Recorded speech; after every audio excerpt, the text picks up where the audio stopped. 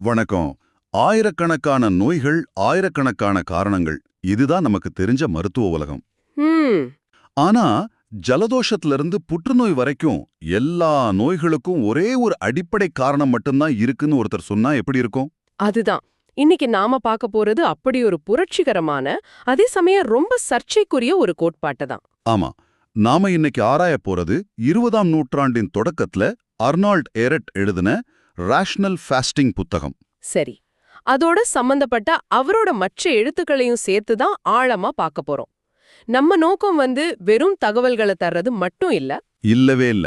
ஆரோக்கியம், நோய், நாம சாப்பிடுற சாப்பாடு இதெல்லாம் பத்தி நாம வச்சிருக்கிற நம்பிக்கைகளையே கேள்வி கேட்கிற ஒரு சிந்தனை இது. கரெக்ட். இந்த கோட்பாட்டோட தர்க்கத்தையும் அதுல இருக்கிற சில அதிர்ச்சியுற்ற வாதங்களையும் புரிஞ்சுக்கிறது தான் முக்கியம். சரி, அப்போ இந்த கோட்பாட்டை புரிஞ்சிக்க முதல்ல இத உருவாக்குன மனுஷனை பத்தி தெரிஞ்சுக்கணும். யார் இந்த ஆர்னால்ட் எரெட்? மிக முக்கியமான கேள்வி. அவர் ஒரு ஐரோப்பிய பேராசிரியர். ஆனா அவரோட கோட்பாடுகளுக்கு அடித்தளமே அவரோட சொந்த அனுபவம் தான். அப்படியா? ஆமா. அவருக்கு பிரைட்ஸ் நோய், அதாவது ஒரு வகையான சிறுநீரக நோய் இருந்துச்சு.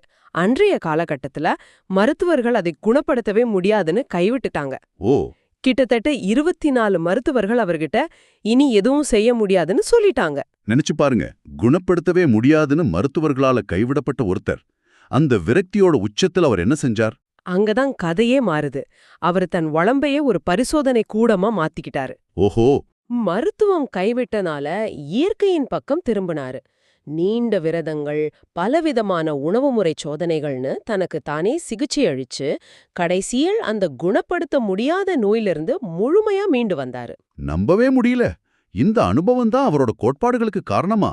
ஆமா, இந்த நம்ப முடியாத பயணம்தான் அவரோட சளியற்ற உணவு முறை சிகிச்சை அமைப்பு உருவாக காரணமா அமைஞ்சது. அப்போ அவரோட சொந்த வெற்றியிலிருந்து பிறந்த ஒரு கோட்பாடு இது. சரி, அந்த மைய கோட்பாட்டுக்கு வருவோம். ஆயிரக்கணக்கான நோய்களுக்கு ஒரே ஒரு காரணம்னு சொல்றாரு.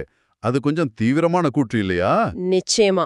மரபியல், சுற்றுச்சூழல் காரணிகள், மன அழுத்தம்னு நாம இன்னைக்கு பேசுற எதையுமே அவர் பெருசா எடுத்துக்கல. அப்போ அந்த ஒற்றை காரணம் என்ன? அந்த ஒற்றை காரணம் சளி, மியூக்கஸ். ஆனா ஒரு நிமிஷம், இது நாம ஜலதோஷம் பிடிக்கும்போது வர்ற சளி இல்ல. ஓ, சரி. அப்ப இது வேறயா? உச்சத்து நிறைஞ்ச உணவுகள்ல இருந்து உடம்புல சேர்ற ஒரு கழிவு. என்ன மாதிரியான கழிவு? அதாவது உடம்பால பயன்படுத்தப்படாத, செரிக்கப்படாத ஒரு பசை மாதிரியான கழிவு. இந்த கழிவு பொருள் காலப்போக்குல உடல் முழுக்க, குறிப்பா செரிமான பாதையிலயும் இரத்த குழாய்கள்லயும் படிஞ்சு உடம்போட செயல்பாட்டை மெதுவா முடக்குது. இதுதான் எல்லா நோய்களுக்கும் மூல காரணம்னு சொல்றாரா? ஆமா, அதுதான் அவரோட வாதம். இது கேட்கவே கொஞ்சம் விசித்திரமா இருக்கு. உணவு செரிமானமாகி சத்துக்களா மாறுதுன்னு தானே நமக்கு தெரியும். இந்த பசை போன்ற கழிவு எப்படி உருவாகுதுன்னு அவர் விளக்குறாரா? ரொம்ப தெளிவா விளக்குறாரு. அவர் ஒரு எளிமையான உதாரணம் கொடுக்கறாரு. சொல்லுங்க. நாம உருளைக்கிழங்கு மாவையோ இல்ல கோதுமை மாவையோ தண்ணில கலந்து கொதிக்க வச்சா என்ன ஆகும்? ஒரு மாதிரி பசை மாதிரி பிசுபிசுப்பா ஆகும். கரெக்ட். இறைச்சியை சமைக்கும் போதும் இதே மாதிரி ஒரு பசைத்தன்மை உருவாகுது. இதே செயல்முறைதான் ரொம்ப மெதுவா பல வருஷங்களா நம்ம செரிமான மண்டலத்திலயும் நடக்குதுன்னு சொல்றாரு. ஓ, அப்படியா? இந்த பசை மாதிரியான பொருள் குடல்களோட சுவர்கள்ல படிஞ்சு சத்துக்களை உறிஞ்சுற திறனை குறைச்சு ரத்த ஓட்டத்திலையும் கலந்து உடம்போட ஒட்டுமொத்த குழாய் அமைப்பையே அடைச்சிடுது. அப்போ அவர் உடம்ப ஒரு சிக்கலான குழாய் அமைப்பு மாதிரி பாக்குறாரு. அந்த குழாய்கள்ல அடைப்பு ஏற்பட்டா வேற வேற இடங்கள்ல பிரச்சனைகள் வெடிக்குது. மிக சரியா சொன்னீங்க. அந்த பிரச்சனைகளுக்கு தான் நாம இன்னைக்கு வெவ்வேறு நோய்களோட பெயர்களை கொடுத்திருக்கோம். இதுதான் அவரோட தர்க்கமா? இதுதான் அவரோட பார்வையின் மையம். இதய நோய்னா இதய குழாய்கள்ல அடைப்பு, வாத நோய்னா மூட்டுகள்ல அடைப்பு. இப்படி ஒவ்வொரு நோய்க்கும் காரணம் அந்தந்த உறுப்புகள்ல தேங்கி இருக்கிற இந்த சளிதான். இங்கதான் இது உண்மையிலேயே எதிர்ச்சியா இருக்கு. ஏன்னா இது இன்றைய மருத்துவத்தோட அடித்தளமான லூயி பாஸ்டரோட கிருமி கோட்பாட்டையே முழுசா நிராகரிக்குது. ஆமாம், கிருமிகள் தான் நோயை உண்டாக்குதுன்னு தானே நம்ம பள்ளியில இருந்து படிச்சிருக்கோம். ஆமா. ஆனா இதுதான் எரெட் கோட்பாட்டோட மிகவும் புரட்சிகரமான பகுதி. அவர் சொல்றாரு, கிருமிகள் நோய்க்கான காரணம் இல்ல, அவை ஏற்கனவே சிதைஞ்சுகிட்டு இருக்கிற உடம்புல தோன்ற நோயோட விளைவு. ஒரு நிமிஷம், விளைவா? புரியல. அதாவது ஒரு இடத்துல குப்பை சேர்ந்தா அங்க புழுக்களும் ஈக்களும் வருது. புழுகளும் ஈக்களும் தான் குப்பைக்கு காரணம்னு சொன்னா எவ்வளவு தவறோ? அதே மாதிரி கிருமிகள் தான் நோய்க்கு காரணம்னு சொல்றதும் தவறு, அப்படிதானே? அதேதான், மிக சரியா புரிஞ்சுக்கிட்டீங்க. இது அவருக்கு முன்னாடியே ஆண்டோயின் பீசாம்ப் மாதிரி ஆட்கள் சொன்ன களக்கோட்பாடு, அதாவது டெரெயின் தியரிக்கு ரொம்ப நெருக்கமா இருக்கு. கரெக்ட். விதை, அதாவது கிருமி முக்கியம் இல்ல, அது விழுற மண், அதாவது நம்ம உடல் தான் முக்கியம்னு சொல்றது. அப்போ எரட்டோட பார்வையில இந்த சளிதான் கிருமிகள் வாழ்றதுக்கும் பெருகிறதுக்கும் தேவையான அந்த சரியான மண். அதேதான். உங்க உடம்பு சுத்தமா சளியே இல்லாம இருந்தா, காலரா மாதிரி ஒரு கொடிய நோய் கிருமியே உள்ள வந்தாலும் அதால வாழவோ பெருகவோ முடியாது. அதனால உங்களுக்கு நோய் வராதுன்னு சொல்றாரு. அப்போ அந்த கிருமிகள் வாழ்ற களத்தை நாம நம்ம சாப்பாட்டின் மூலமா உருவாக்குறோம். இதுதான் அவரோட வாதம். சரிதான். சரி, பிரச்சனை உடம்புல சேர்ற சளினா தீர்வதை வெளியேத்துறதா தான் இருக்கணும். இத்தனை வருஷமா சாப்பிட்ட உணவால சேர்ந்த கழிவை எப்படி வெளியேத்துறது? அவர் என்ன தீர்வு சொல்றாரு? இதுக்கு அவரு 2 முக்கியமான ஆயுதங்களை கையில எடுக்கிறாரு. முதல் ஆயுதம் ரொம்ப சக்தி வாய்ந்தது, விரதம். விரதமா? ஆமா. 2வது அன்றாட வாழ்க்கைக்கானது, சளியற்ற உணவு முறை. எரட் விரதத்தை ஒரு தீவிரமான உடல் சுத்திகரிப்பு முறையா பார்த்தாரு. ஓ, அவரே இருந்திருக்காரா? அவரே ஒருமுறை தொடர்ந்து 49 நாட்கள் உணவில்லாம விரதம் இருந்தாரு. இது அந்த காலத்துல ஒரு சாதனையா பார்க்கப்பட்டது. 49 நாளா? நம்பவே முடியல. அப்போ விரதத்தின் போது உடம்புல என்ன நடக்குதுன்னு அவர் நம்புனாரு? விரதம் போது செரிமானம்ங்கிற பெரிய வேலைக்கு உடம்பு தன்னோட சக்திய செலவழிக்க தேவையில்ல. சரி. அதனால அந்த சக்தி முழுசும் உடம்ப சரி செய்யவும் சுத்தப்படுத்தவும் பயன்படுது. உடல் ஒரு வீட்டை சுத்தம் பண்ற மாதிரி ஒவ்வொரு மூலையிலயும் தேங்கியிருக்கிற பழைய சளி, நச்சுகள், கழிவுகளை கரைச்சு வெளியேத்த தொடங்குது. இதுதான் இயற்கையான குணமாகிற முறைங்கிறாரு. விரதம் ஒரு சக்தி வாய்ந்த கருவிதான். ஆனா அது மட்டுமே நிரந்தர தீர்வா இருக்க முடியாதே. வாழ்நாள் முழுசும் விரதம் இருக்க முடியாதே. கரெக்ட். அப்போ கழிவுகளை வெளியேத்தினதுக்கு அப்புறம் மறுபடியும் சேராம இருக்க அன்றாட வாழ்க்கையில அவர் பரிந்துரைக்கிற உணவு முறை என்ன? அதுதான் அந்த சளியற்ற உணவு முறைன்னு நினைக்கிறேன். சரியா பிடிச்சிங்க. சளியற்ற உணவு முறைங்கிறது ரொம்ப எளிமையானது. எந்த உணவுகள் சளிய உருவாக்குறது இல்லையோ அதை மட்டுமே சாப்பிடணும். சரி, அப்படி என்ன உணவுகள் இருக்கு? இரட்டைய பொறுத்தவரைக்கும் இயற்கையா சமைக்காம சாப்பிடக்கூடிய பழங்களும் மாவுச்சத்து இல்லாத பச்சை காய்கறிகளும் மட்டும்தான் சளிய உருவாக்காத ஒரே உணவு. அப்படியா? ஆமா, அது உடம்புக்கு சக்தியை கொடுக்கறதோட உடம்ப சுத்தப்படுத்துற வேலையும் செய்யுது. அப்படியானா நாம தவிர்க்க வேண்டிய உணவுகளோட பட்டியல் ரொம்ப பெருசா இருக்குமே. ஆமா, இறைச்சி, முட்டை, பால் மற்றும் பால் பொருட்கள், பின்ன எல்லா வகை மாவுச்சத்து உணவுகளும். ரொட்டி, அரிசி, உருளைக்கிழங்கு மாதிரி. ஆமா, தானியங்கள் உட்பட எல்லாமே சளிய உருவாக்குற முக்கிய உணவுகள்னு அவர் பட்டியலிடுறாரு. இத முழுமையா தவிர்த்தாதான் உடம்ப சளியற்ற நிலையில வச்சுக்க முடியும்னு சொல்றாரு. பல வருஷமா சளி உருவாக்குற உணவுகளை சாப்பிட்டு வளர்ந்த ஒருத்தர் திடீர்னு ஒரே நாள்ல பழங்களுக்கும் காய்கறிகளுக்கும் மாறுறது சாத்தியமா? அது உடம்புக்கு பாதுகாப்பானதா? இது ஒரு மிக மிக முக்கியமான கேள்வி. இங்கதான் எரட் ஒரு கடுமையான எச்சரிக்கையை விடுக்கிறாரு. என்ன எச்சரிக்கை? திடீர்னு சளியற்ற உணவு முறைக்கு மாறுறது ரொம்ப ஆபத்தானதுன்னு சொல்றாரு. ஏன்னா அப்படி செய்யும்போது உடம்புல பல வருஷமா தேங்கி இருக்கிற நச்சுகள் ரொம்ப வேகமா வெளியேற தொடங்கும். ஓ, அது நல்லது இல்லையா? இல்ல, இந்த திடீர் சுத்திகரிப்பு உடம்போட கழிவு நீக்க உறுப்புகளை, அதாவது சிறுநீரகம், கல்லீரல், இதையெல்லாம் நிலைக்குலையச் செஞ்சு கடுமையான பாதிப்புகளை, சில சமயம் மரணத்தை கூட ஏற்படுத்திடும். அதாவது கழிவுகளை வெளியேற்றுற வேகம் உடம்போட திறனை தாண்டிடக்கூடாது. இதுக்காக அவர் ஏதாவது படிப்படியான திட்டத்தை வகுத்திருக்காரா? நிச்சயமா. அததான் அவர் மாற்றக்கால உணவு முறை, அதாவது டிரான்சிஷன் டயட்னு சொல்றாரு. அது என்ன பண்ணும்? இதோட நோக்கம் உடம்ப அதிர்ச்சிக்குள்ளாக்காம மெதுவாவும் பாதுகாப்பாவும் சுத்தப்படுத்துறது. படிப்படியா சளி உருவாக்குற உணவுகளோட அளவை குறைச்சு சமைச்ச காய்கறிகள், சாலடுகள் மாதிரி குறைந்த சளி உருவாக்குற உணவுகளை அதிகப்படுத்தி கடைசியில முழுமையான சளியற்ற உணவு முறைக்கு உடம்ப பழக்கிறது தான் இந்த திட்டம். உணவு முறையை தாண்டி அன்றாட பழக்க வழக்கங்கள்ல அவர் ஏதாவது நடைமுறை ஆலோசனைகளை தர்றாரா? ஆமா, 2 முக்கியமான திட்டங்களை முன்வைக்கிறாரு. முதல்ல காலை உணவை தவிர்த்தல் திட்டம், நான் பிரேக்ஃபாஸ்ட் பிளான். அது ஏன்? ராத்திரி தூக்கத்தின் போது உடம்பு கழிவுகளை வெளியேற்ற வேலைய தொடங்குது. ஆனா காலையில எழுந்ததும் நாம மறுபடியும் சாப்பிடும்போது அந்த சுத்தப்படுத்துற செயல்முறை பாதியிலேயே நிறுத்தப்பட்டு மறுபடியும் செரிமான வேலைக்கு உடம்ப திருந்துது. ஓ, அப்ப காலை உணவை தவிர்த்தா உடம்பு தன்னை சுத்தம் செஞ்சுக்க இன்னும் கொஞ்சம் நேரம் கிடைக்குமா? அதேதான்.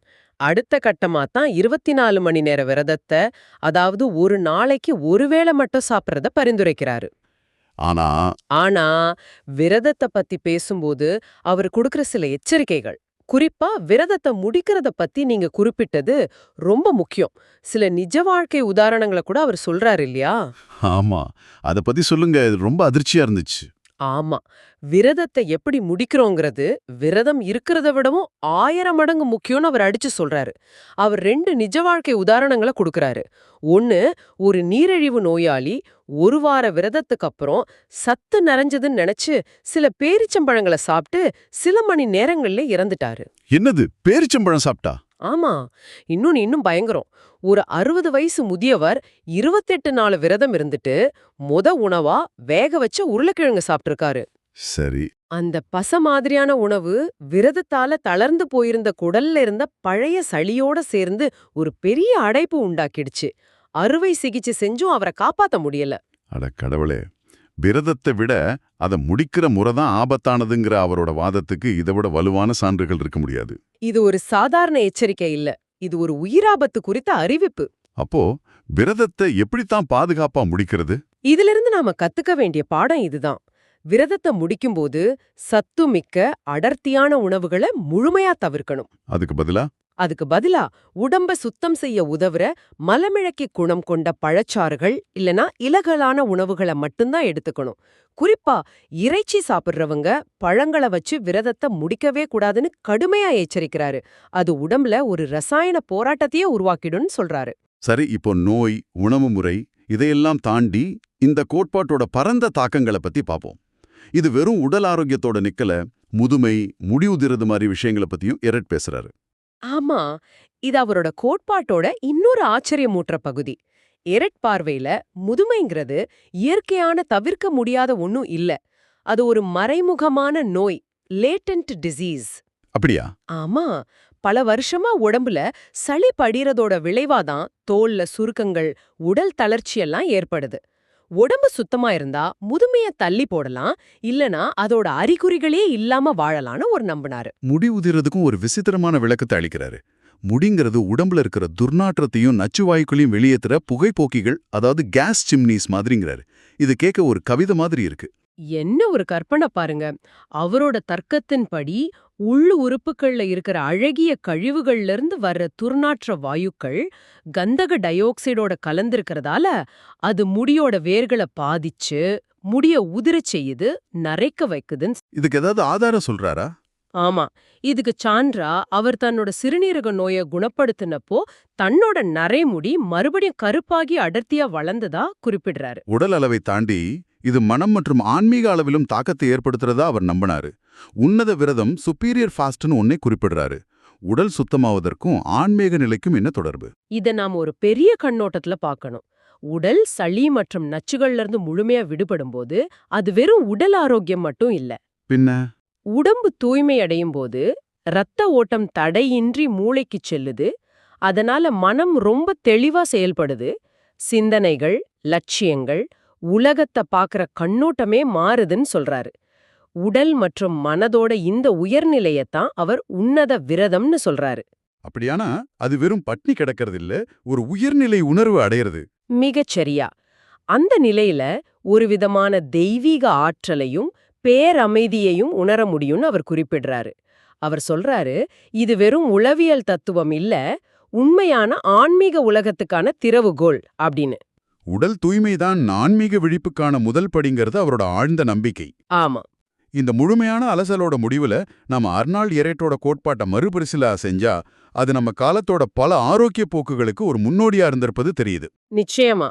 இடைப்பட்ட விரதம், அதாவது இன்டர்மிட்டன்ட் ஃபாஸ்டிங், மூல உணவு முறைகள், raw food diets, gut health, குடல் ஆரோக்கியம், இது எல்லாத்தோட வேர்களையும் அவர்கிட்ட பார்க்க முடியுது. சுருக்கமா சொல்லணும்னா, அர்னால்ட் எரெட்டோட ரேஷனல் ஃபாஸ்டிங் நூலின்படி நம்ம சாப்பிட்ற தப்பான உணவுகளால உடம்புல சேர்ற சளிதான் எல்லா நோய்களுக்கும் தாய். ஆமா, விரதம் மற்றும் இயற்கையான சளியற்ற உணவு முறை மூலமா இந்த சளிய வெளியேத்தி நோய்களை குணப்படுத்தி உடல், மனம் மற்றும் ஆன்மீக அளவுல ஒரு முழுமையான ஆரோக்கியத்தை அடைய முடியுங்கிறது அவரோட மையவாதம். இது மருத்துவத்தை விட ஒரு வாழ்க்கை முறையாவே அவர் முன்வைக்கிறாரு. இது நிச்சயமா ஒரு புரட்சிகரமான, அதே சமயம் இன்னைக்கு இருக்கிற நவீன மருத்துவ அறிவியலால ஏற்றுக்கொள்ளப்படாத ஒரு சிந்தனை. இத கேக்குற உங்களுக்கு சிந்தனைய தூண்டுற ஒரு கேள்வியோட இந்த உரையாடலை முடிக்க விரும்புறோம். இந்த கேள்விய கவனமா கேளுங்க. எரெட்டோட கோட்பாட்டின்படி ஒருத்தரோட உடல் உள்ளுக்குள்ள முற்றிலும் தூய்மையா, அதாவது நோய்க்கான களம் இல்லாம இருந்தா ஒரு கொடிய நோய்க்கிருமி அவரை தாக்கினாலும் அவருக்கு நோய் வராது. களம் அல்லது மண்ணுதான் எல்லாம்னா நோயோட விதைன்னு நாம கருதுற வெளிக்காரணிகளான கிருமிகளை மட்டுமே குறி வச்சு தாக்குற நம்மளோட இன்றைய மருத்துவ அணுகுமுறை பத்தி இது என்ன கேள்வியை எழுப்புது? நம்மளோட கவனத்தை விதையிலிருந்து மண்ணோட பக்கமா திருப்பணுமா? யோசிச்சு பாருங்க.